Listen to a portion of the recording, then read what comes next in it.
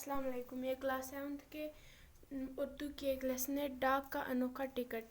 سوال نمبر 1، بڑے لوگوں کے نام ڈاک ٹکٹ کیوں جاری کیے جاتے ہیں؟ جواب: بڑے لوگوں کے نام ڈاک ٹکٹ ان کی یادگار منانے کے لیے جاری کی جاتی ہے۔ سوال نمبر 2، ہاچی کا معمول کیا تھا؟ جواب: ہاچی کا معمول تھا کہ وہ ہر روز صبح کو اپنے مالک کے ساتھ اسٹیشن جاتا اور وہی اسٹیشن پر شام تک اس کا انتظار کرتا تھا۔ جب شام کو اس کا مالک آتا تو وہ اس کے ساتھ گھر واپس آتا۔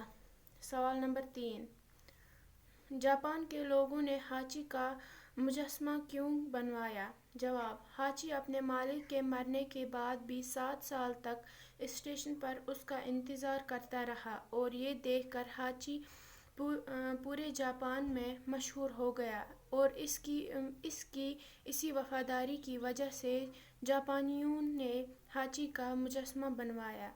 سوال نمبر 4، جاپانیوں کے گیتوں اور نظموں میں کس کا نام ہوتا ہے؟